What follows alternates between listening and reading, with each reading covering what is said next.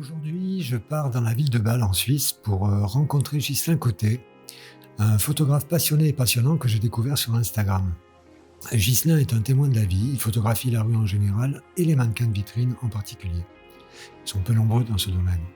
C'est la raison pour laquelle je voulais savoir comment ils donnent vie à des silhouettes en leur faisant oublier leur côté plastique. Inspiré par le cinéma et la peinture impressionniste, Ghislain m'explique son parcours de photographe et son évolution photographique. Un regard atypique et particulier, voyage à travers les ombres, les lumières et les reflets. Première question, c'est la plus évidente, mais c'est comment toi tu as commencé la photographie? J'ai commencé la photographie quand j'avais à peu près 15 ans. C'est-à-dire que c'était un cours dans le cadre d'un cours d'art plastique. C'était un cours spécialisé dans la photo noir et blanc, incluant non seulement la prise de photo, mais le développement. C'est-à-dire que donc j'ai appris avec des pellicules, des acides et du papier à faire des photos. D'accord, donc tu as vraiment un parcours avec l'argentique. C'est ça, je connais l'argentique parce que j'ai fait en noir et blanc, pas couleur. L'école ne pouvait pas se payer la couleur. Mais la noir et blanc, c'est très bien, ça suffit comme ça. Et puis, j'étais pas très bon photographe, en fait. Pas très bon. Mais disons que c'était la porte qui s'est ouverte. Et par la suite, c'est resté un hobby. Pas juste prendre des photos de famille, des anniversaires, des vacances. Mais j'ai toujours un appareil plus ou moins dans la main. Et arrive bientôt mes 60 ans. Alors, j'avais 58 à l'époque. Maintenant, je commence à parler au passé, c'est terrible.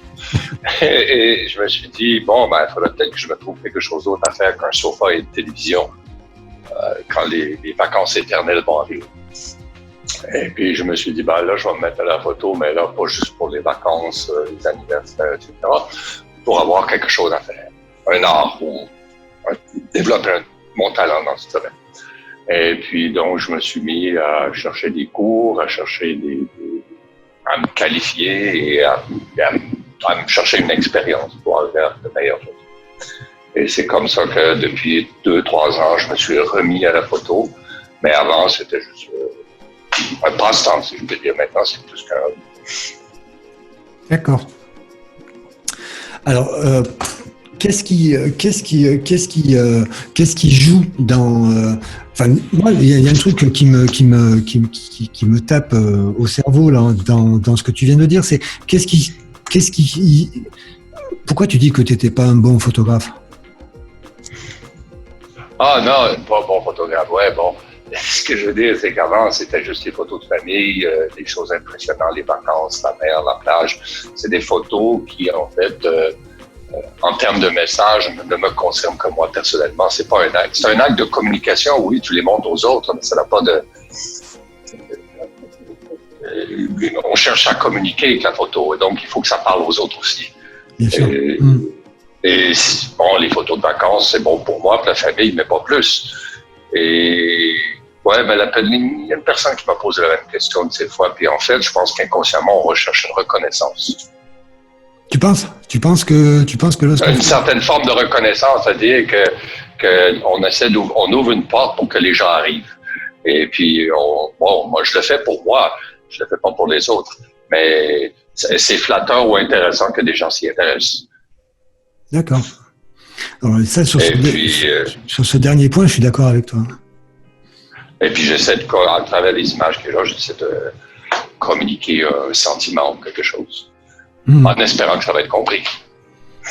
Alors, justement, quelles sont tes influences, justement? Qu'est-ce que on va dire dans la culture de manière générale, que ce soit la musique, le cinéma, la littérature, le théâtre, c'est quoi qui te, ou voire même dans l'artisanat, qu'est-ce qui t'influence, en fait?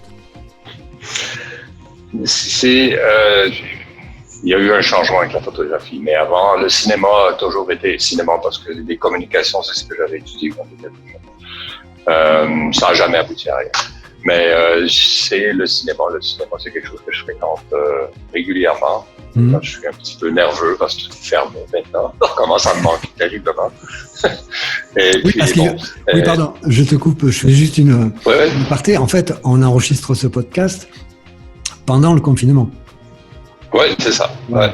Tout est encore vivant. Là, les magasins vont commencer à s'ouvrir, ceux qui ont juste une personne, vous savez, où il y a peu de contact humain, un thérapeute, un médecin peuvent maintenant pratiquer, mais les restaurants et les cinémas restent fermés encore plusieurs semaines. Encore. Alors, le cinéma, certes, et puis, en termes de culture, pas vraiment, mais jusqu'à la photographie, ça a été le départ, en fait. C'est-à-dire qu'à un moment donné, quand je suis allé voir là, je faisais déjà de la photo. Comme ce que tu as vu sur Instagram, un peu de photos de rue aussi que j'ai fait. Ils sont plus sur le site. J'ai fait des photos de rue, de la photographie de rue, je pense. Oui, j'ai vu. Aussi. Et je suis allé voir une exposition de Monet. Oui. C'est la première fois qu'un peintre m'a touché. D'accord. Mais probablement parce que justement, j'avais développé un certain regard photographique. Et j'ai même acheté son livre. Ça m'a plu tout de suite. D'accord. Et puis c'est comme ça que j'ai commencé à aimer la peinture qu'on appelait impressionniste. Avant, c'était pour moi des tas de couleurs sur un bout de papier, quoi. Puis là, maintenant, tout d'un coup, j'ai commencé oui, là, je vois quelque chose. Et probablement que c'est l'éducation visuelle à travers la photographie qui m'a emmené. Ou par exemple, le deuxième que j'ai vraiment apprécié énormément, c'était Hopper. C'était à Bâle aussi, un très bon musée à Bâle. Et c'est Hopper et c'est relativement très photographique d'ailleurs, Hopper. Oui. Et puis, ça m'a plu. Et puis, c'est ce que souvent j'ai lu, la photographie. Il ne faut pas juste faire de la photographie, il faut faire autre chose à côté. On ne vit pas pour la photographie, on vit pour vivre. La photographie, c'est un peu un témoignage de la vie. Il faut aussi se cultiver dans d'autres domaines. Et puis, je me suis mis pas à faire la peinture, mais à regarder la peinture. Et puis, à se rendre compte qu'il y a quelque chose à apprendre là-dedans aussi. Et au niveau puisque tu étais déjà dans la photographie, est-ce que tu avais déjà des références en termes de photographe? Pas avant 2-3 ans. C'est-à-dire que j'ai toujours été qui a aimé le visuel, le cinéma, les photos, mais c'était pas une activité consciente, si je veux dire. Et c'est depuis quelques années où je me suis regardé ce que d'autres photographes font. Et puis là, maintenant, c'est complètement différent, évidemment. Alors, je voulais te poser une question. Vu que toi, tu es d'origine canadienne et que québécoise, pardon, et que maintenant tu vis en Europe, comment est-ce que la photographie, tu l'as démarrée en Europe ou tu avais déjà un petit peu travaillé la photographie au Canada? Au secondaire, évidemment, à l'école, j'étais au Québec. Alors, ça, c'était là-bas, mais après ça, c'est resté un hobby. Jusqu'à temps, en fait, j'ai commencé à lancer vraiment dans la photographie alors que j'étais en Suisse. Et est-ce que tu as senti une différence de visuelle entre le Canada et l'Europe? Ce qui me manque, c'est l'américaine. L'urbanisme nord-américain est évidemment graphiquement parlant très intéressant. Quand je vois les images de Paris avec tous ces buildings avec des fioritures, des décorations architecturales et tout, c'est joli. Mais j'aime ça, les lignes droites. C'est pour ça, quand je vais en Amérique ou à Montréal, quand je vais tout de temps en haut, c'est pour moi de voir des lignes droites. Oui, non, mais... qui vont de haut en bas, de gauche à droite, un peu cartésien, comme on dit. Attends. Disons que pour ce qui est de l'Europe, c'est plus pour la culture. Je trouve que c'est beaucoup plus large. Le passé est là derrière, le passé et la culture est là. Et là, je préfère définitivement être ici. Oui, mais c'est intéressant de savoir s'il y a une différence, tu vois, une différence culturelle. Je pense qu'il y en a une, hein. Mais enfin, ne serait-ce que par l'environnement, comme tu dis, c'est-à-dire que lorsque j'ai vu les photos que tu réalises dans des photos d'architecture aussi, c'est tout à fait ce que tu dis. C'est plus difficile ici à trouver en Suisse, il n'y a pratiquement pas de building. Oui, mais bon, il y a les montagnes. C'est ça, j'aime ce que je ne connais pas. Autrement dit, là, si je vais en montagne, là, le paysage, ça va m'intéresser. Ouais. En termes de photographie aujourd'hui, qu'est-ce que tu vises? Quel est ton objectif lorsque tu pars le matin pour aller photographier? Comment ça se passe? Quand je fais, en général, il y a soit qu'on part à la pêche, soit qu'on part à la chasse. Alors, quand je pars à la pêche, moi, je me laisse inspirer au cours du chemin, mais en général, c'est le temps me manque pour ça. Alors, professionnellement et en privé aussi, j'ai beaucoup à faire. Alors, quand je vais, par exemple, pour les mannequins, en général, je sais où je vais aller plus ou moins. Parce que je me rends compte qu'avec le temps, quand on connaît les endroits, on arrive à de meilleures photos et on y retourne, On regarde la lumière, on regarde l'action, on regarde les voitures, on regarde comment les gens circulent. Et à chaque fois, je suis toujours étonné de retourner au même endroit, puis il y a toujours quelque chose de nouveau. Mais je connais comment théâtre, la scène. Je connais la scène. Comme ça, on arrive, comme la scène des jambes en V que je t'ai envoyé. Je sais pas combien de fois j'ai été là. Et à chaque fois, je trouve quelque chose de différent. Mais c'est parce que je connais justement l'endroit que je peux vraiment arriver à un résultat, des fois qui me surprend moi-même. Alors, moi, je t'ai connu, j'ai connu ton travail par les mannequins, et je voulais que tu m'en parles un peu plus en détail. Pourquoi les mannequins? Qu'est-ce qui a fait qu'un jour tu t'es dit, tiens, je trouve ça beau, je trouve ça... Disons, quand j'ai voulu me mettre sérieusement, je me sens guillemets à la photographie, la photographie des rues m'a vraiment très inspiré et je me suis lancé là-dedans. Et arrivé un jour, cette fameuse législation qui protège le règlement général sur la protection des données en français, et j'ai cherché l'abréviation. Et là, tout d'un coup, j'ai comme eu peur. Hein? C'est le RGPD, oui, c'est ça. Ouais. Et là, j'ai effacé toutes les photos de personnes anonymes dans le sens que les personnes ne savaient pas que j'avais été photographié. Et puis, j'ai éliminé tout ça. Je me suis dit, bon, si je peux pas faire de photos de rue, parce qu'au départ, je savais pas si c'était légal ou pas, correct ou pas. Je me suis pas posé tellement longtemps la question. Je me suis dit, tiens, d'un coup, je regarde les poupées, je me dis, pourquoi je les photographie pas? C'est comme des personnes. Et eux, ils vont pas se plaindre, ils vont pas aller dans le juge. Alors, c'est sûr. Ou réclamer qu'on les photographie. C'est bêtement comme ça que ça a commencé.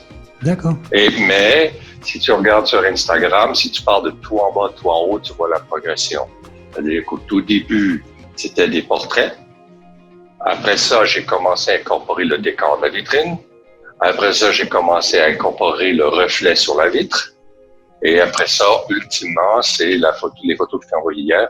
C'était l'incorporation du reflet sur la vitre avec la vitrine, le décor et les mannequins.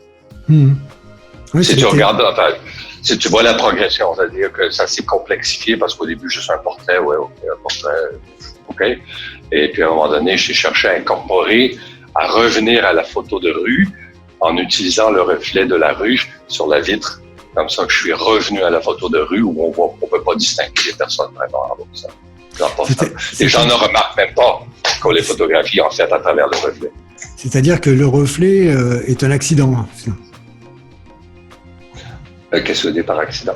Par accident, ça veut dire que je sous-entends que ce que la loi t'a privé, en fait, tu le retrouves via le reflet de la vitrine. Mais ça devient un élément de décor, finalement. C'est ça. Ouais. C'est ça. Personne ne peut se plaindre de ça. Ils ne remarquent même pas qu'ils sont sur la photo parce que pour arriver à ce temps, il faut prendre des photos avec un angle assez prononcé contre la vitre.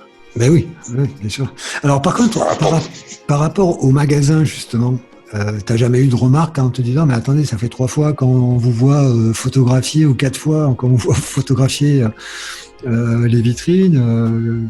Vous travaillez pour qui? Personne ne t'a posé de questions, hein? À l'extérieur, non. À l'intérieur, je peux être regardé. Mais en général, la meilleure tactique, c'est d'aller très ouvertement, d'aller expliquer, écoutez, je fais juste des photos de mannequins, je sors mon iPhone et je leur montre les photos de mon Instagram. Vous voyez? Puis là, je leur montre des images, puis je me rappelle un magasin, même des femmes, même moi, fait un sourire, elles me connaissent. Ah oui. Non, pas vraiment eu de problème. Non. Mais bon, je fais pas exprès non plus pour en faire trop. Oui. Je suis relativement rapide et discret, si je peux dire. Oui, parce que c'est ce que tu es en train de dire, c'est-à-dire que tu travailles avec essentiellement avec l'iPhone. 80% parce que justement, c'est plus léger et moins remarquable. Et beaucoup de gens ont des iPhones dans la main, à gauche et à droite. Si j'arrive avec mon Olympus, c'est déjà un peu plus gros. Et puis, c'est aussi plus compliqué à ajuster. Et puis, pour le tenir dans la main aussi, c'est plus lourd. Et puis, dans certaines positions, certaines circonstances, le fait que ce soit très léger, ça favorise beaucoup la photographie. Pour la qualité que je recherche, ça me suffit amplement. Oui, bien sûr. Et en fait, justement, au niveau lumière, tu trouves que c'est je veux dire que c'est un appareil photo qui te permet vraiment de faire ce que tu veux. La photographie des mannequins, spécialement la nuit, est extrêmement difficile. Peu de gens y arrivent, parce que je le vois sur Instagram. Le problème qui se pose, c'est justement la lumière. C'est-à-dire que les capteurs, l'Olympus que j'ai peut arriver encore à se démerder. Mais l'iPhone n'y arrive pas. C'est-à-dire que soit que les noirs sont bouchés, soit que les blancs sont cramés. Ah, parce que les spots, je crois en français, ou je crois qu'on dit spots aussi. Oui, c'est ça. Les spots d'éclairage sont tellement intenses qu'on a juste une grosse tache blanche sur le crâne du mannequin ou dans le visage du mannequin ou quelque part sur son corps. Et ça se répare plus après en post-traitement. Alors, il faut que j'utilise une technique bien particulière avec l'iPhone, qui a une dynamique vraiment beaucoup plus restreinte que mon Olympus. Pour arriver à compenser ce défaut, il faut photographier en ADN. Ah oui, d'accord. Et justement, au niveau de l'angle, c'est à que tu es obligé de faire quasiment le tour des vitrines et on va dire, de shooter les vitrines dans tous les sens pour essayer de trouver le meilleur angle, le meilleur axe. En général, je regarde ce qui se passe. La lumière est importante parce qu'avec le temps, j'ai remarqué, quand c'est sombre, ça donne rien, tout va être sombre. Il faut chercher un ray de lumière ou quelque chose avec le soleil qui puisse éclairer justement un endroit bien précis. Et là, je me place, je regarde la vitrine, je regarde le mannequin. Je dis, bon, peut-être que le mannequin, quand il est comme ça, il regarde la personne à cette place-là où le soleil tombe. D'accord. Et puis là, j'arrive à mettre en valeur aussi, d'une manière anonyme, une personne qui passe. Et là, il faut attendre. Je peux rester une demi-heure à une place, 20 minutes, 15 minutes. Et alors là, dans ce cas-là, tu étais en train de pêcher ou tu es en train de chasser? Ça, c'est pêcher. On attend que le poisson arrive. Chasser, c'est la photo de rue. La photo de rue, je chassais. La technique était de garder l'appareil sur la poitrine et je photographie en hyperfocale, si ça dit quelque chose. Oui, bien sûr. Et puis, je marche dans la foule. Mais les gens ne voient pas que je ne mets jamais l'appareil devant les yeux. Je garde l'appareil sur la poitrine et je clique, en espérant que tout va être droit. Oui, ça donne l'effet d'être à la hauteur de la poitrine des gens. Et les gens ne pensent pas que je les photographie quand je m'approche à peu près à 1 mètre d'eux. Oui, c'est vraiment intrusif quand même. Hein. Oui, c'est intrusif, mais ça donne justement l'effet d'être dans la foule. Oui, mais complètement, bien sûr. Devant la personne. Il faut un objectif genre, faut pas un 50 mm, il faut en plein format, 35 à peu près. Oui, 35. 25-35, pour arriver à être très proche. Oui, et puis, ça permet de saisir des sourires ou des émotions de très proche. Oui. À l'aveugle, si je peux dire. Ouais, non, mais je vois tout à fait. Ouais. Et alors, lorsque tu étais en argentique, je reviens un petit peu sur ce qu'on a dit avant, mais lorsque tu étais en argentique, tu travaillais avec quel matériel? Mon Dieu Seigneur, là, t'as me posé. Je sais que le papier était de Ilford. La caméra, c'était quelque chose d'asiatique. Ah oui, Et d'accord. c'était soit un 35 mm, Canon, non, de Nikon, ben, un appareil relativement rudimentaire hein, par rapport à aujourd'hui, évidemment. Oui. Et il y avait aussi vous savez, le format 4x4, là, vous savez, il faut regarder par-dessus pour voir Oui, dans oui, les tout. images. Ouais, mais d'ailleurs, Il y a ça deux revient. lentilles devant. D'ailleurs, ça C'est ceux que revient. je préférais. Ça Ouais, revient, oui, ben, c'est ceux que je préférais parce qu'on peut vraiment faire du A3, du A2 sans problème avec ce genre format. oui, oui, Des grandes pellicules. Hein. ouais, ouais, c'est du moyen format. Ouais, vous appelez ça. OK. Et puis, c'est les deux formats que j'utilisais. Et puis, voilà. D'accord. Après avoir, Ça m'allait. après avoir shooté, j'imagine que tu retouches tes photos, non? Ah, c'est 50% du travail. C'est 50% du travail, ouais, au moins. À peu près, oui. Parce que je considère que tout est une interprétation. Mon œil est une interprétation, mon cerveau est une interprétation, l'appareil est une interprétation, le senseur est une interprétation. Tout est interprétation. Alors, j'interprète et j'essaie de faire une interprétation comme moi je pense qu'il serait bon de la faire. Oui, oui, et puis tu corriges aussi les défauts. Et je corrige les défauts, j'enlève ce qui n'est pas intéressant, évidemment. Et puis, des fois, ils ont un petit nez cassé, je vais faire une rayure, ou des fois, non, je vais laisser là parce que c'est un mannequin. Et aussi, corriger la lumière, surtout. Surtout corriger la lumière pour qu'on voit tout bien les dégradés, parce que des fois, même si c'est blanc, pas cramé, on voit pas grand-chose. Il faut donc ajuster, il y a quand même un travail de lumière. Oui, oui, j'imagine. À cause, surtout la nuit, parce que les contrastes sont énormes. Et j'essaie de les rediminuer un peu pour qu'on voit toutes les nuances. Un petit peu qu'on voit. Il y a des mannequins aujourd'hui qui sont tellement impersonnels, ils n'ont pas de visage pratiquement. Oui, oui, oui. Ils ont des yeux juste un peu creusés. Si c'est tout blanc, on voit pas bien les yeux, alors il faut d'abord jouer de manière locale sur la photo avec les filtres radio pour justement mettre un peu les formes en valeur. Oui, oui, oui. Pour toi, c'est quoi une bonne photo? J'ai écrit, c'est tellement subjectif. Enfin, par rapport à ce que tu fais, hein, mais si tu veux, tu peux même généraliser la question. C'est-à-dire que enfin, déjà pour toi, est-ce que tu as déjà une idée préconçue juste avant de shooter, ou lorsque tu peux être surpris même par rapport à ce que tu shootes, qu'est-ce qui fait que tu te dis, bah, tiens, là, je tiens une bonne photo Ça, c'est rare. C'est plutôt quand je la vois sur la machine, sur l'écran, que je réalise. La salle DV, je m'en suis jamais rendu compte en une demi-heure de pause. À essayer de photographier des gens qui passent, mais d'une manière qui plaît. Et puis, quand on photographie, j'essaie de pas trop regarder mon écran. Juste peut-être une fois pour être sûr que tout est correct. Et après ça, il faut rester dans le moment.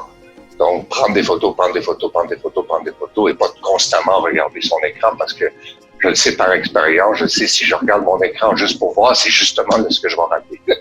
Alors, je me dis, non, de toute façon, la photo est prise, il est trop tard. Alors, je continue de peser et j'essaie de voir ce que je vais en sortir. Et c'est souvent comme ça que je remarque, c'est plus tard à l'écran. Elle est pas mal celle-là, tiens, pas mal. Ou je m'en rends compte avant, à un moment donné, je finis par boire un café, ou je me lève, c'est fini après une demi-heure, alors je regarde à l'écran de l'appareil photo et je dis, ça c'est intéressant.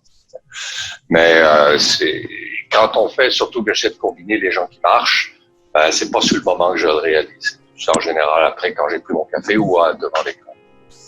Et tu développes tout de suite après avoir shooté, ou tu te laisses un peu de temps justement pour... Je me laisse toujours un peu de temps. Le plus que je vais faire, c'est faire le recadrage pour voir, OK, c'est comme ça c'est comme ça qu'il y a le cadrage, la lumière un peu corriger un peu la lumière. Mais sinon, en général, j'attends. Vous savez, pour les mannequins, j'en ai peut-être encore des centaines en attente. D'accord. Alors, justement, la distance permet de voir un petit peu plus objectivement la photo. L'écart de temps. comment tu as perçu justement, toi, qui est passé de l'argentique au numérique, comment tu as perçu les changements technologiques, toutes les innovations qui sont actuellement dans les appareils? Pour moi, je n'irai jamais plus dans l'argentique. C'est vraiment ma femme naturelle de voir des acides dans la salle de bain. Et deuxième des choses, le numérique permet une flexibilité. Je veux dire, pour moi, je reste dans le numérique. Définitivement, je ne reviens pas en arrière. Mais c'est drôle ce que tu dis parce que la tendance, c'est de revenir à l'argentique, donc à la pellicule. Donc c'est là où moi c'est un peu comme l'histoire du DVD, du CD et puis du vinyle, quoi. Tu vois, il y a un peu cette histoire-là, quoi. C'est même pas prouvé. Non. Bon, à l'âge que j'ai, il faudrait que je recommence de zéro. Enfin, pas de zéro, mais au point de vue technique, de zéro, disons. Je n'ai plus le temps pour ça.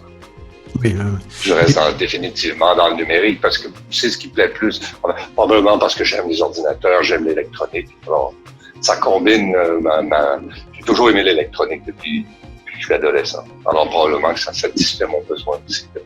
Je joue avec des boutons, des réglages. Ah ben là, tu dois être gâté, là. Ah ben oui. C'est pour ça que l'argentique, non, je n'y reviendrai pas, je ne ferai pas. Et est-ce que tu as fait déjà du studio? J'ai pas vu sur ton book. Non. Je veux pas dire que c'est pas mon truc, mais tu m'as proposé la double exposition. Je sais pas, j'aime ça attendre pour le moment et le prendre et être patient. Je peux le simuler. Effectivement, je sais que je peux le simuler, je peux l'apprendre. Une fois, j'ai fait un cours de studio. La seule chose qui, disons, dans le studio m'intéresserait, ce serait le portrait. Le portrait? Le portrait, des photos de personnes. Intime dans le sens, oui, portrait. Mais pas studio comme photo de mode. Non, pas terriblement. Je suis plutôt le type qui va aller sur la rue faire des photos.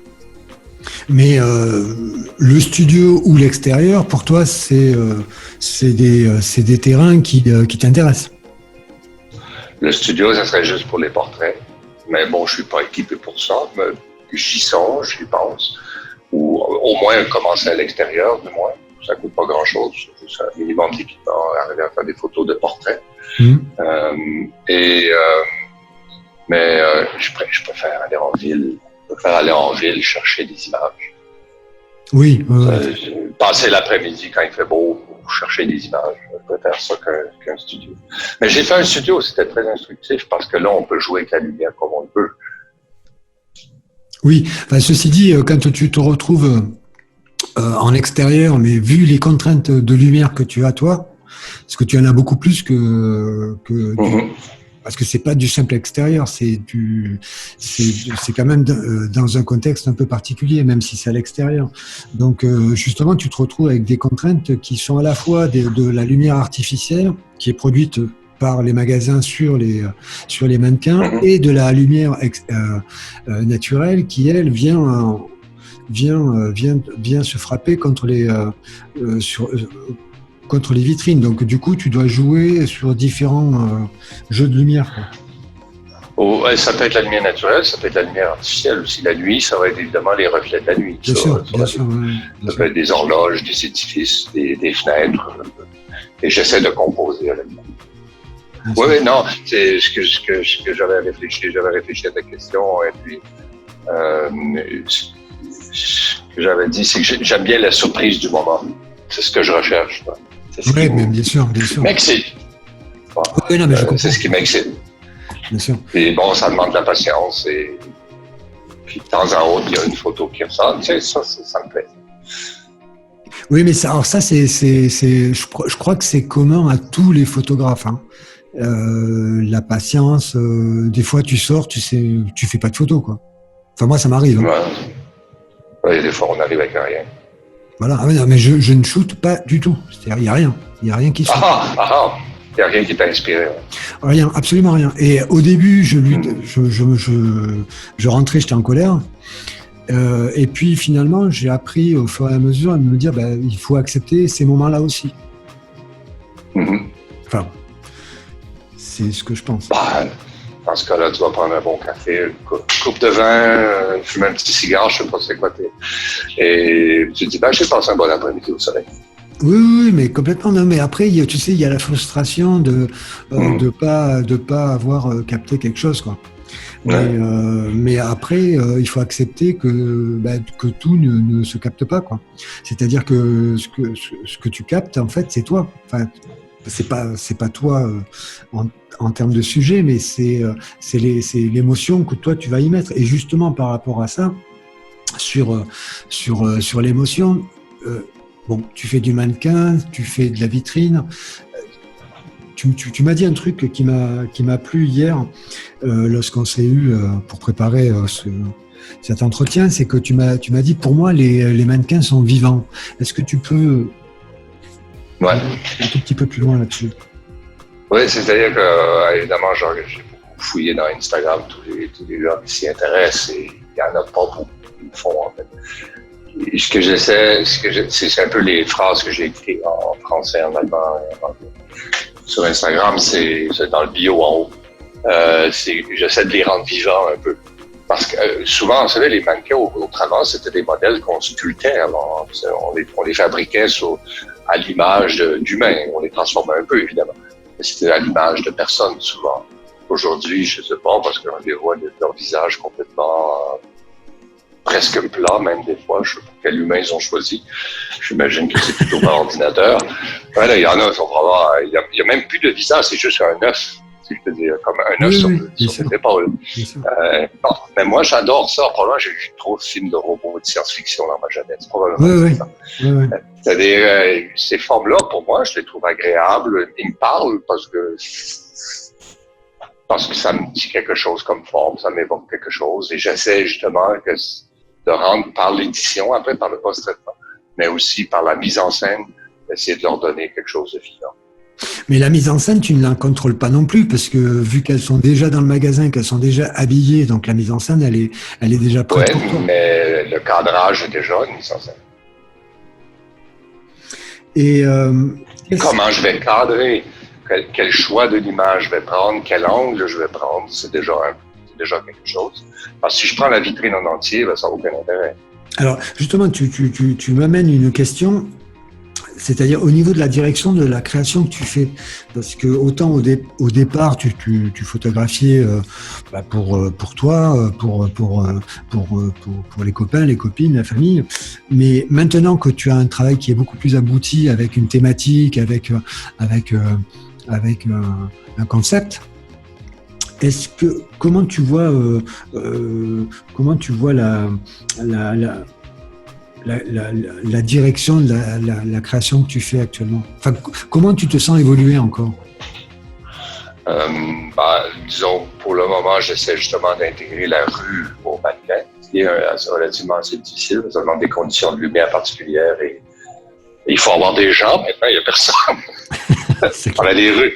On a le droit de sortir dehors, mais les villes sont relativement quand même tranquilles. Enfin, où je demeure, c'est relativement tranquille. Alors, c'est difficile d'avoir des gens sur la photo par reflet.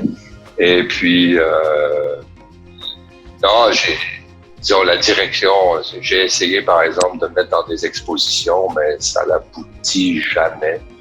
Une fois, j'ai demandé à un photographe, probablement des photographes professionnels, je me demande qui faisait partie du jury.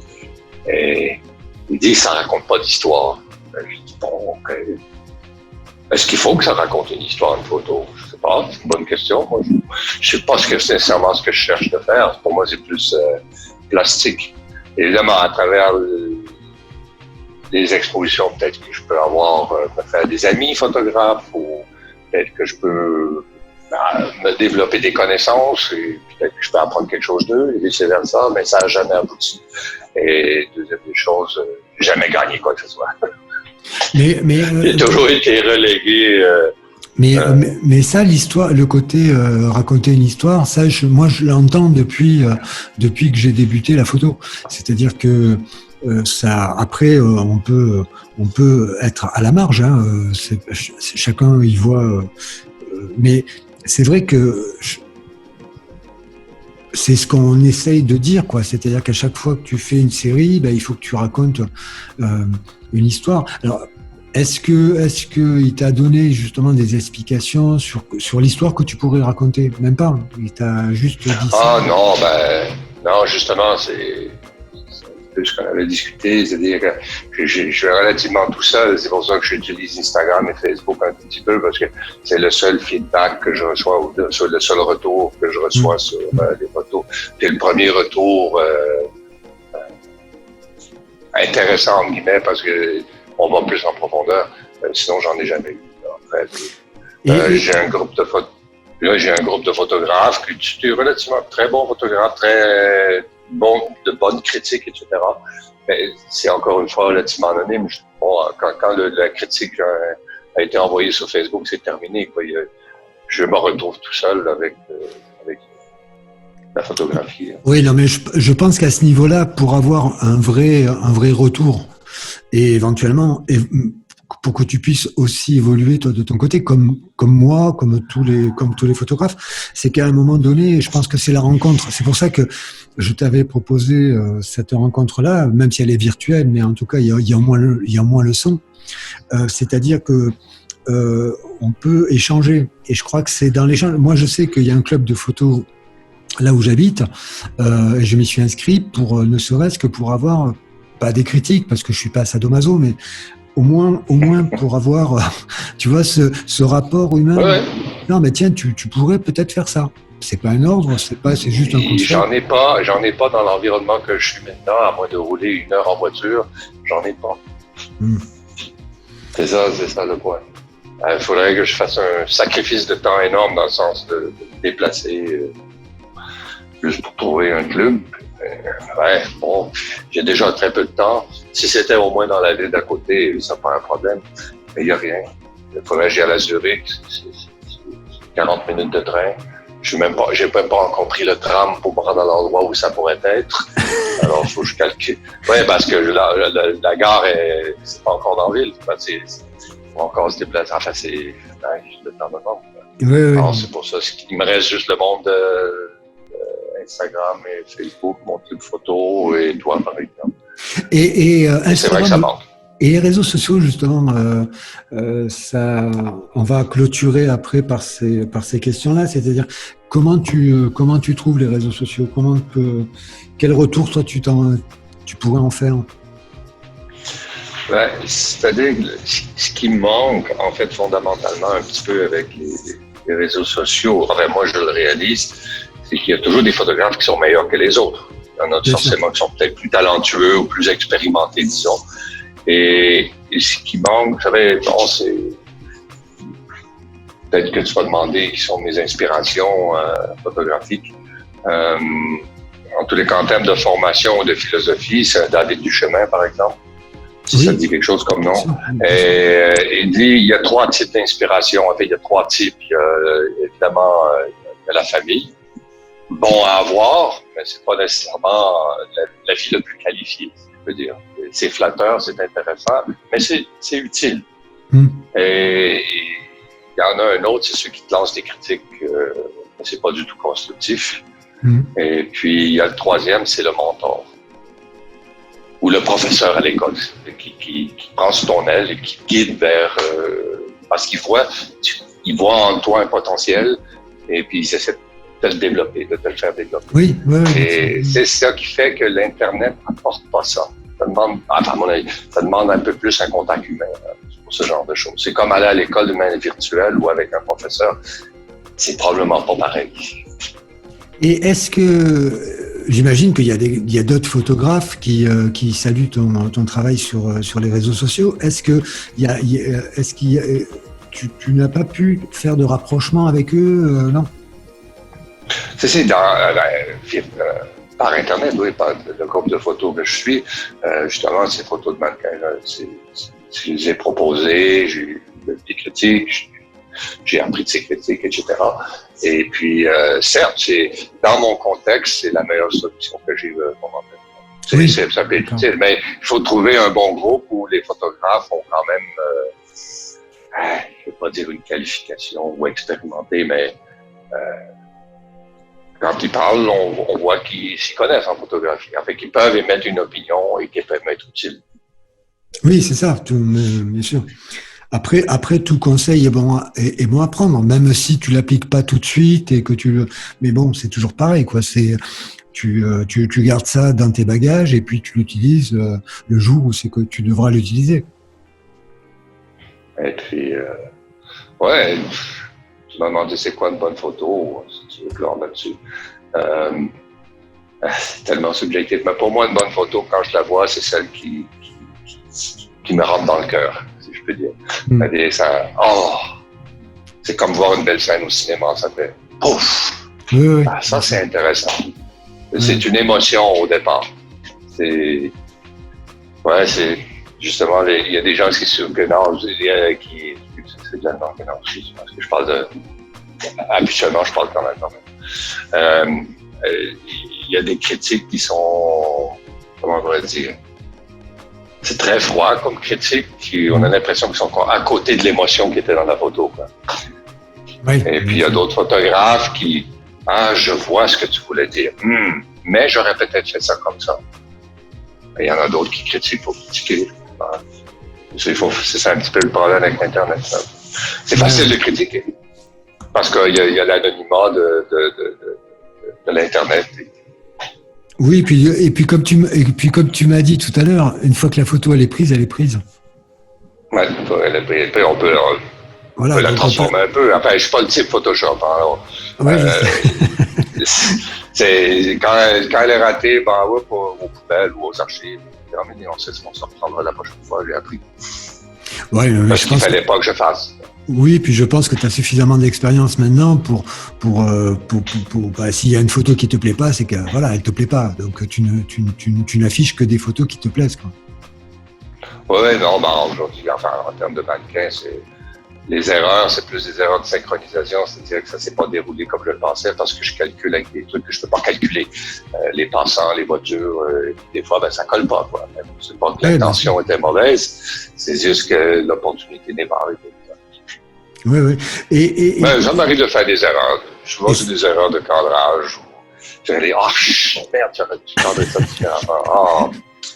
Je le réalise juste après, quoi. Ça m'arrive. Oui, ça arrive à tous. Si demain je devais, je vais photographier, parce que bon, quand même une source d'inspiration, donc je me dis, tiens, ça m'intéresse, je vais aller moi aussi photographier des mannequins de vitrine. Quel conseil tu pourrais me donner? Si c'est de jour, en termes de lumière, c'est moins dramatique parce que les écarts dynamiques de lumière sont plus pondérés.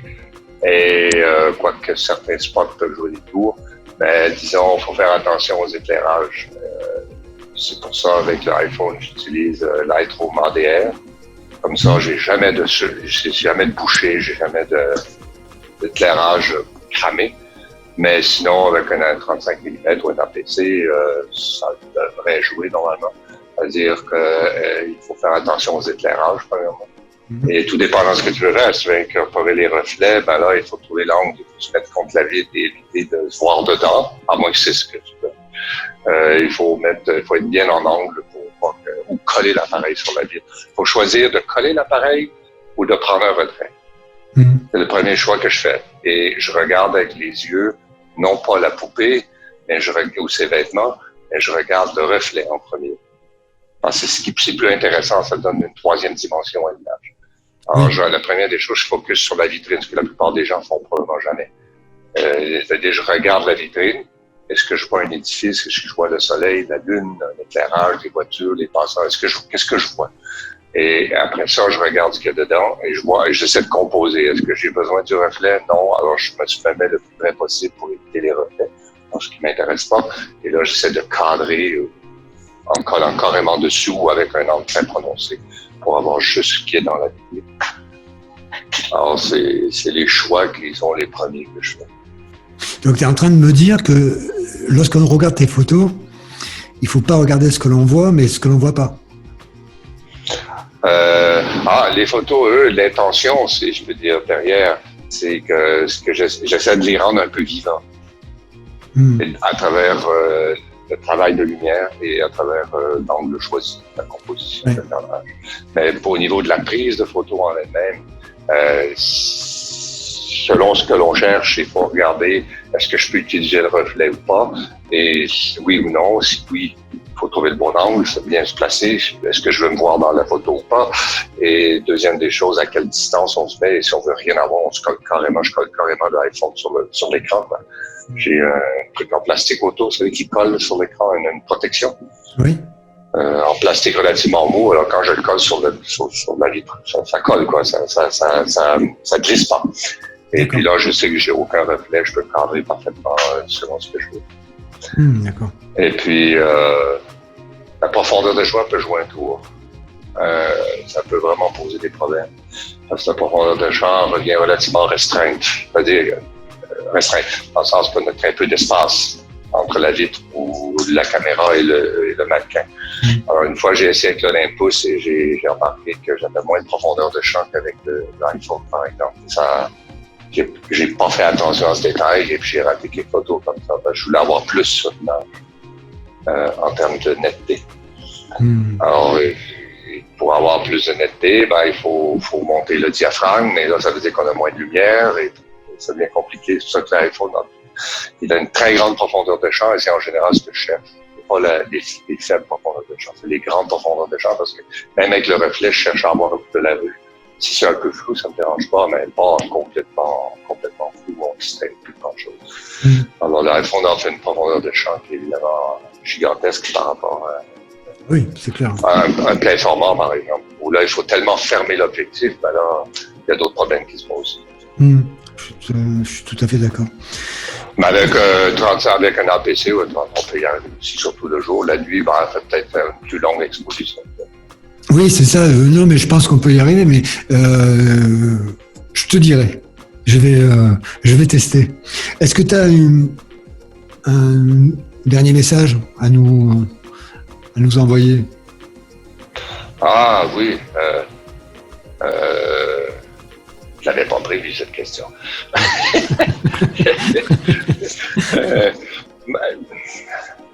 C'est quoi une belle photo? C'est une photo qui inspire. Et qui parle, et puis la photographie, c'est, je pense, je me dis toujours, quand je serai plus de ce monde, les enfants auront encore des livres, ils sauront pas quoi faire avec, mais au moins ils les jetteront pas aux poubelles. Imprimez vos images, imprimez-les, laissez-les traîner partout. Et parce qu'aujourd'hui, tout est tellement virtuel. Aujourd'hui, tout est sur des disques durs. Je pense pas que les enfants vont sortir le disque dur pour ressortir tout ce qu'il y a dessus. Oui. Si c'est pas imprimé, si c'est pas affiché quelque part, ça va, à mon avis, tomber dans les outils. Ah oui, écoute, c'est un super mot de fin, et je crois que vraiment je te remercie parce que grâce à ce que au temps que tu m'as accordé, vraiment déjà je redécouvre ton travail et je vais le revoir différemment en fait.